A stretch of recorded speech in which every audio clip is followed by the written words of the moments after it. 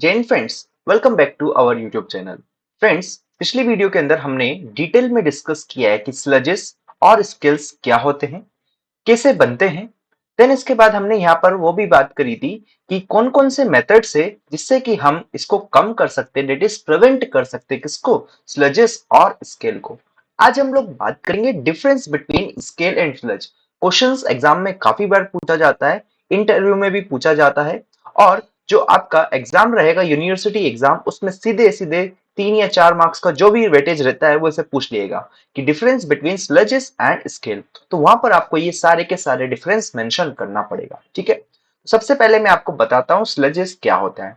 तो स्लजेस, जैसे कि हमने पुरानी वीडियो के अंदर देखा, कि एक सॉफ्ट, लूज या फिर स्लिमी प्रेसिपिटेट होता है। ठीक है, वहीं हम बात करें स्केल फ्रेंड्स की। स्केल क्या होता है? स्केल हमारा एक हार्ड डिपॉजिट होता है जो कि बॉयलर का इनर सरफेस होता है ना, इनर वॉल्स होती है, उसके ऊपर रहता है। ठीक है, और यहाँ पर फिर बात करें दोस्तों सेकंड चीज की, दैट इज स्लज के अंदर, sludges are non adherent deposit and can be remove easily. मतलब हमने जब आपको बताया था तब वहां पर देखा था कि जो स्लजेस होता है वाटर के अंदर सस्पेंडेड होता है। जैसे कि अगर मैं यहाँ पर बताऊं कि ये मेरा बॉयलर था, है ना, और ये मेरा वाटर था, तो इस वाटर के साथ इसके अंदर ही क्या थे, हमारे स्लजेस सस्पेंडेड थे, स्लज।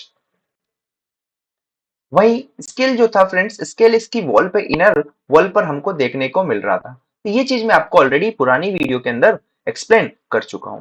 तो यहाँ पर यही बोला गया कि स्लजेस हमारे नॉन एडहेरेंट होते हैं, मतलब कि ये बॉयलर की वॉल्स पे नहीं चिपकेंगे। ठीक है, एंड इनको आसानी से रिमूव किया जा सकता है with the help of blow down process, मैंने आपको बताया है। ठीक है, लेकिन स्केल हमारा थिक होता है, दैट इज स्केल हमारा stick firmly to the inner surface of the boiler and are very difficult to remove. देखो ये यहाँ पर स्टिक हो गया, चिपक गया, अब इसको यहाँ से निकालना बहुत मुश्किल होता है। ठीक है, आसान नहीं होता है जैसे कि हम स्लज को रिमूव कर सकते हैं। ठीक है, यहाँ तक बात मेरे ख्याल से आपको क्लियर होनी चाहिए।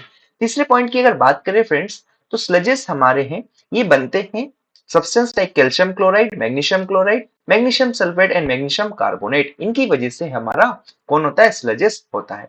लेकिन जो हमारी स्किल्स होती है फ्रेंड्स, ये कैल्शियम सल्फेट और मैग्नीशियम हाइड्रोक्साइड की वजह से हमको देखने को मिलती है। ठीक है, अब यहाँ पर आपको ये ध्यान में रखना है कि स्लजेस किन किन सब्सटेंस से बना होता है और स्केल किन किन सब्सटेंस से बना होता है। ठीक है, ये इंपॉर्टेंट पॉइंट्स, अगर आप इनको मेंशन करेंगे ना वहां पर एग्जाम में, जब आप आंसर लिख रहे होंगे, तो आपका इंप्रेशन अच्छा जाएगा और वहां पर टीचर आपको पूरे मार्क्स देगा।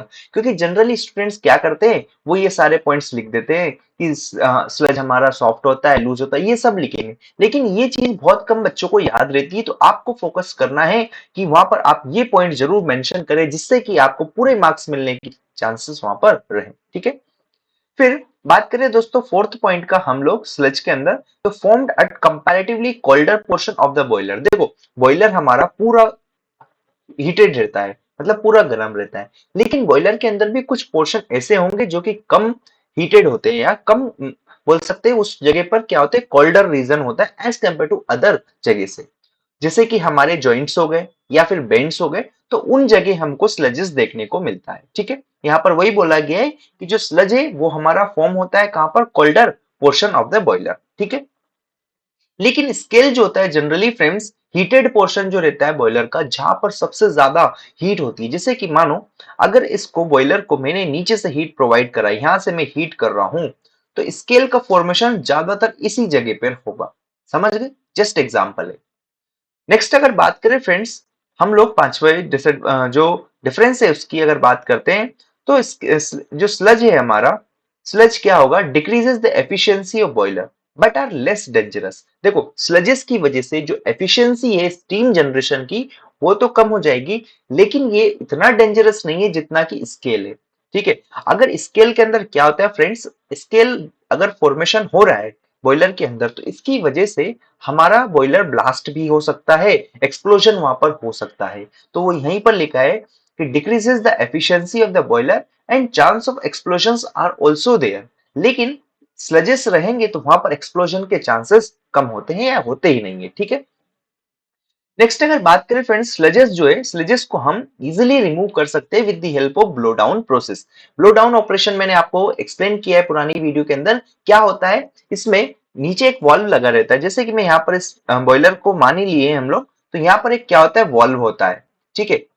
इस वॉल्व को हम लोग ओपन कर देते हैं जबकि इस वाटर के अंदर कंसंट्रेशन बहुत ज्यादा हो जाता है किसका, स्लज का।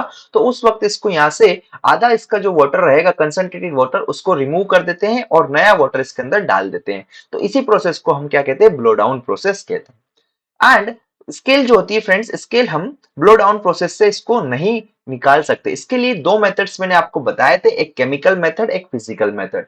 केमिकल मेथड का यूज जब हम करेंगे जबकि वहां पर स्केल हमारी कैल्शियम सल्फेट की वजह से रहती है, डेट इज जो परमानेंट हार्डनेस होती है वाटर के अंदर, उसकी वजह से जब रहेगी तो हम लोग केमिकल मेथड यूज करेंगे। और जब हमारी स्केल्स अगर सॉफ्ट रहेगी तो उस केस में हम किसका यूज करते हैं, फिजिकल मेथड का यूज करते हैं। केमिकल मेथड और फिजिकल मेथड दोनों प्रीवियस वीडियो के अंदर मैं आपको एक्सप्लेन किया हूं, तो आप उस वीडियो को जरूर देखें, ठीक है।